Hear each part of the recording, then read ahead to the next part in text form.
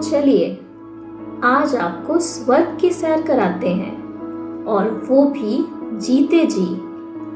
और अगर इस सफर में यहाँ की खूबसूरती देखकर कहीं आपकी सांसें रुक गई तो इसमें मेरा कोई दोष नहीं।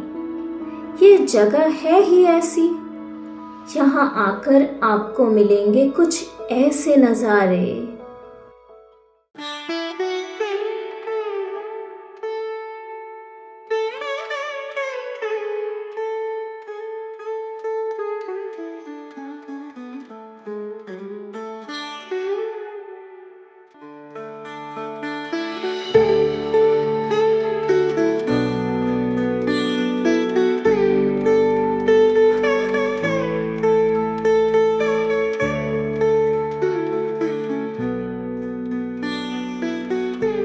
यहाँ पहुँचने के बाद आप अपने होश खो बैठेंगे। इस स्वर्ग का नाम है चोपता। चोपता हरिद्वार से मात्र 230 किलोमीटर की दूरी पर स्थित है। आप हरिद्वार से रुद्रप्रयाग होते हुए ऊखीमठ से चोपता पहुंच सकते हैं। आप केदारनाथ के हाईवे पे स्थित सियालसोर से भी चोपता पहुंच सकते हैं। सियालसोर से चोपता केवल 39 किलोमीटर की दूरी पे है और ऊखीमठ से 60 किलोमीटर की दूरी पर है। हमने अपने चोपता का सफर सियालसोर से ही किया था, क्योंकि रास्ते में तब पड़ता है मक्कू मठ। मक्कू मठ है तुंगनाथ जी का शीतकालीन आवास, और हमने तुंगनाथ जी के दर्शन मक्कू मठ में की।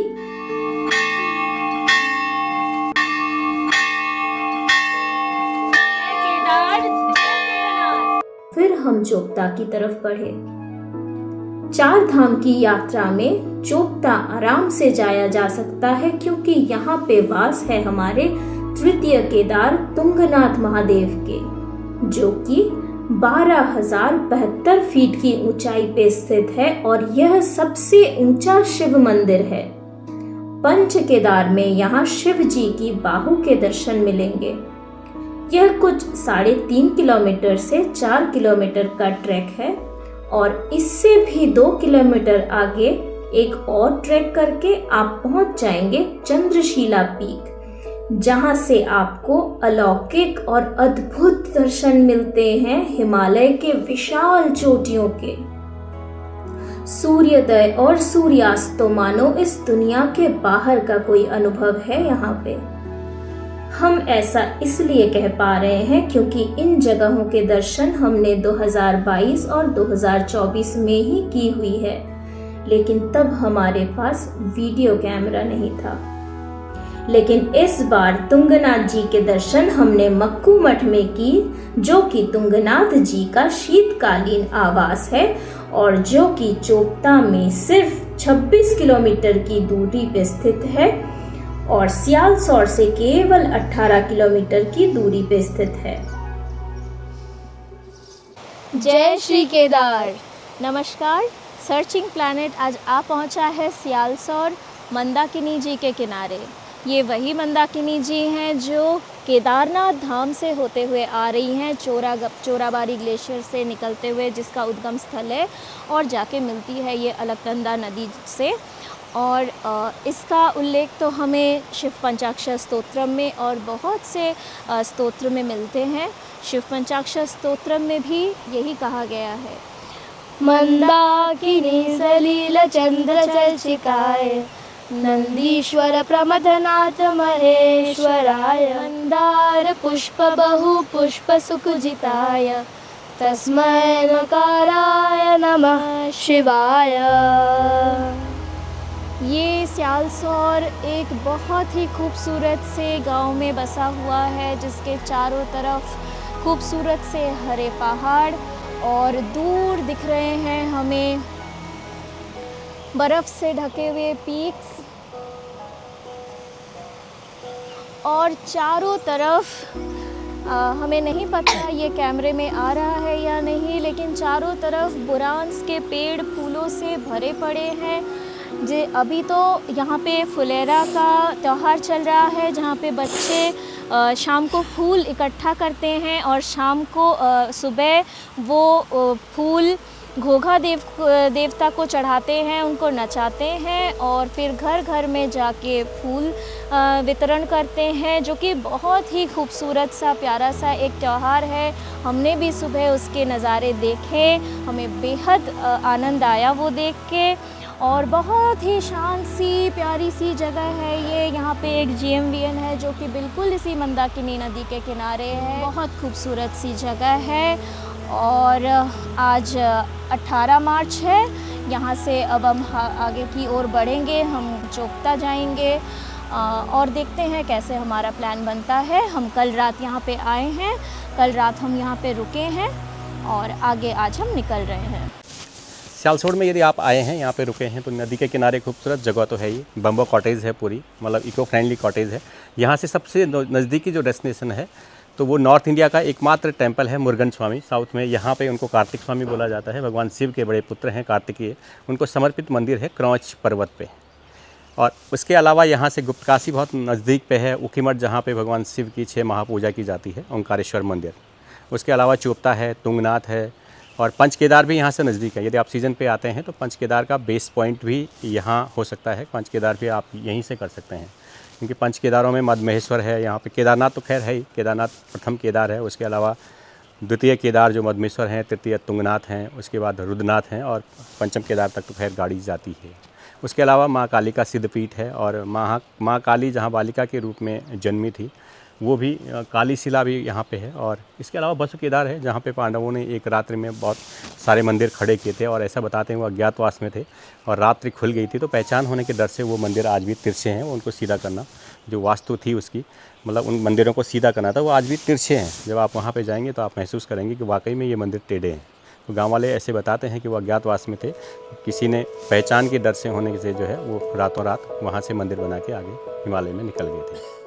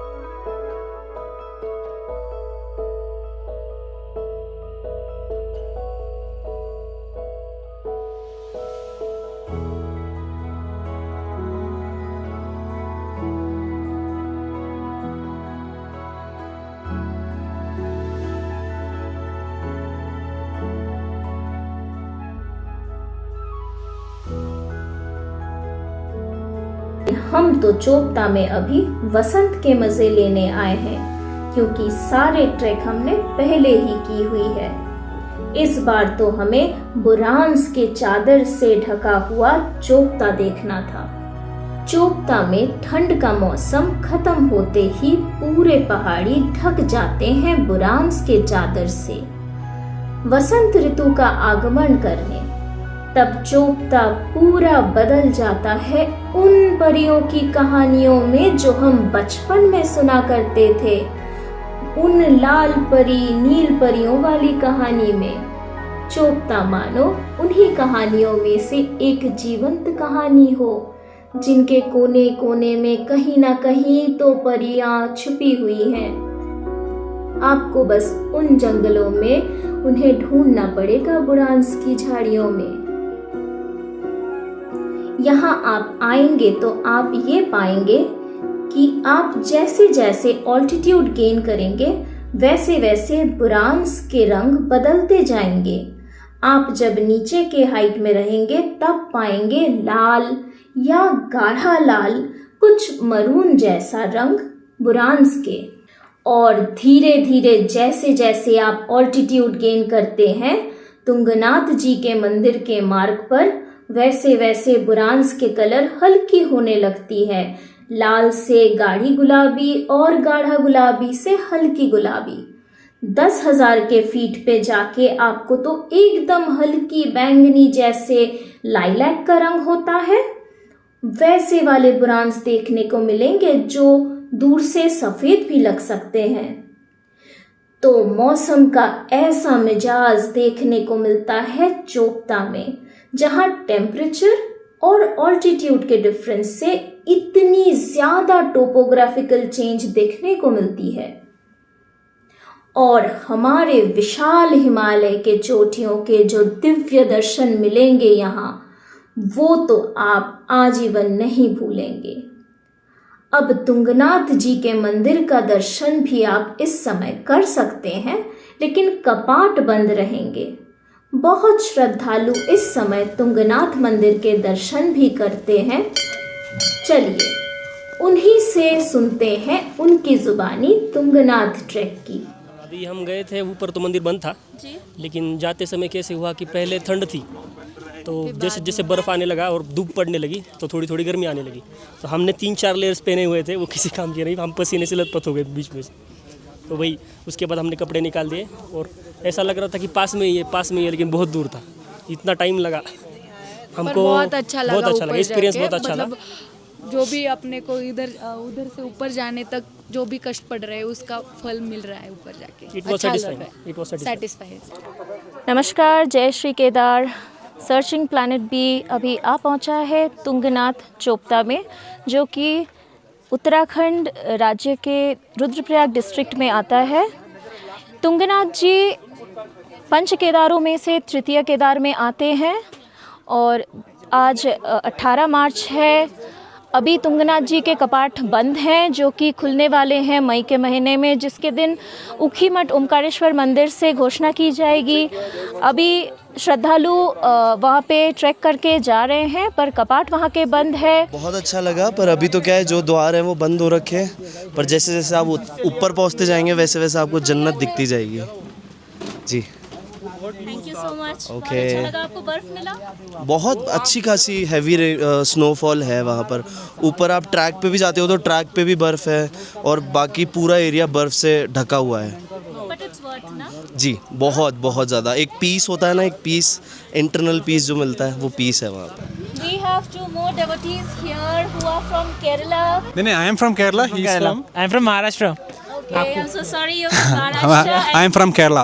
Yeah. And they've just made it to Tunganath Mahadev. Yeah, it's done. Har Har Mahadev. Har Har Mahadev. And they made it to Chandrashila as well. It's very difficult It's very difficult. Yeah. Going up was fine, but coming down was literally, it was scary actually. Is this your first time? Yeah, it's my first snow trek actually. Snow trek. Yeah, so I didn't know how to walk in snow. Luckily for me, I had a good guide was there, so he taught me how to walk in snow, how to slide in snow. Everything was fine. Did you have all the gears? Yeah, everything. The main, spikes and all? yeah, that was there. Required ones were there. Okay. So, what was your experience? Please tell us. Experience wise, this is the first trek I'm doing in Uttarakhand. So I've covered Himachal. So Uttarakhand first trek, this was there actually. So it was a very, very different experience for me actually, because it's my first snow experience. I thought I was prepared for snow, but unfortunately I was not at all prepared for snow, and it was very, very different experience for me. Yeah. And too, since you belong to a place that is hot and humid. Yeah, it's a coastal area straight from Kerala. It's full of coastal area. Right, and yeah. right now it's like freezing cold up there. Actually, we went with all the gears, jacket, everything we went with. Right. But after 10 minutes, we removed everything because it's sunny, right? Initially, you'll get hot. So after 10 minutes, we removed everything. Only this was there and this hat was there, shades was there. Because when you're coming here, please wear your shades, okay? It's too much white. Yeah. You won't be able to see anything unless until you have a shades with you.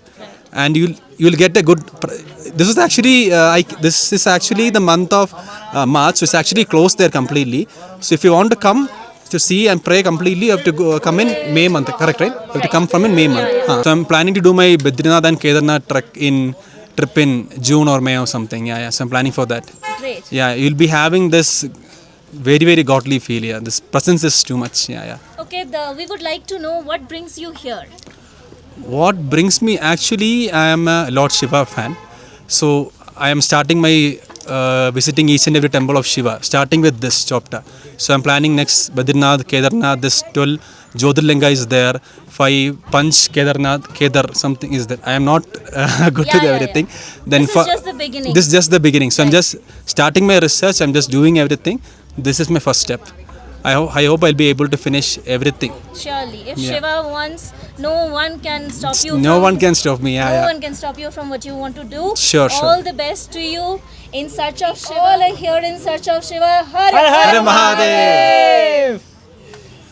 मैंने काफ़ी सारे tracks किए हैं, तो ये मेरा first track है। Basically इसमें यूनिक ये था कि मतलब माउंटेन्स, जो आईसी माउंटेन्स रहते हैं वो मैंने एक्सपीरियंस किया। तो दूर से जब देखते हैं तो व्यू बहुत अमेजिंग था, और जब नज़दीक से देखा तो और भी बहुत सही लग रहा था। तो बेसिकली यहाँ पे आने के लिए कुछ सजेशंस ये है कि वो बूट्स प्रोवाइड करते हैं यहाँ पे लोकल्स, तो वो ज़रूर ले।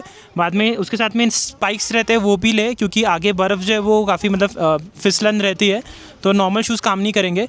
जो वहाँ पे डंडा है वो भी लेना है आपको, स्टिक, और ग्लासेस पहनना बहुत ज़रूरी है, क्योंकि अगर आप ग्लासेस नहीं पहनेंगे तो रिफ्लेक्शन बहुत ज़्यादा है ऊपर, तो आपकी मतलब आंखें बाद में ऐसे जल सकती है, आंखों के नीचे ऐसे मतलब स्पॉट्स आ सकते हैं, रेड भी हो सकती है। यहाँ के लोकल्स ने हमको बताया, तो लोकल्स की बात मानना बहुत ज़रूरी है।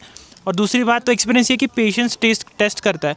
आप ऐसा नहीं कर सकते कि मतलब फास्ट भागते हुए जा रहे हो, अगर ऐसे जगह थक जाओगे तो मतलब एंड्योरेंस का खेल है। आराम से जाओ, गो स्लो, और पानी साथ रखो, कुछ लड्डू है या प्रोटीन का कुछ एनर्जी ड्रिंक या चॉकलेट बार, वो सब साथ में रखो। बाकी टुंगनाथ तक जाओगे तो मतलब पहुंच जाओगे आराम से। उसके आगे थोड़ा टफ़ है, चंद्रशिला, हाँ इट्स वो टफ़ है, क्योंकि मतलब पूरा एसेंट है और खाई है वो साइड में, तो it's tough but it's worth going there. तो बेसिकली ये था कि मतलब एक और चीज़ है कि मतलब मैं जब ऊपर समिट तक पहुंचा पूरा, तो वहाँ पे काफ़ी फॉरेन एक्सपोजर भी था। कुछ लोग मतलब चाइना से, फिर नीदरलैंड्स और बहुत अलग अलग कंट्रीज से आए थे लोग। तो मतलब वो लोग वहाँ से इतने दूर से ट्रैवल करके आ रहे हैं इधर ये हमारा एक्सप्लोर करने, तो यार हम लोगों को तो मिला है गिफ्टेड, तो हम लोगों ने तो डेफिनेटली मतलब करना चाहिए। सर लास्ट में मैं इतना ही बोलूँगा कि इसको प्रिजर्व करना चाहिए। जैसे मैं देख रहा हूँ कि हम लोकल्स लोग ने क्या पे प्लास्टिक के बॉटल्स और कचरा बहुत फेंक रहे हैं, तो हम ही लोग हमारा ख़राब कर रहे हैं। तो ये मतलब अभी इसमें गवर्नमेंट की कोई गलती नहीं है, हम सब लोग पढ़े लिखे, हम लोग सिविलाइज है, तो हम लोगों ने थोड़ा सा मतलब नहीं फेंकना चाहिए। अगर कुछ है तो अपने बैग में कैरी करें, बस यही था। बट ओवरऑल बहुत अमेजिंग एक्सपीरियंस था। बस thank you. Hi, my name is Rishikesh, I am from Nagpur. Your name is Rishikesh. And I am Rishikesh P from Kerala. My goodness, what a pair we have. we both are Rishikesh. Yeah. This is pure coincidence. I got to meet you both. Bolo Parvati Pate Har Har Mahadev.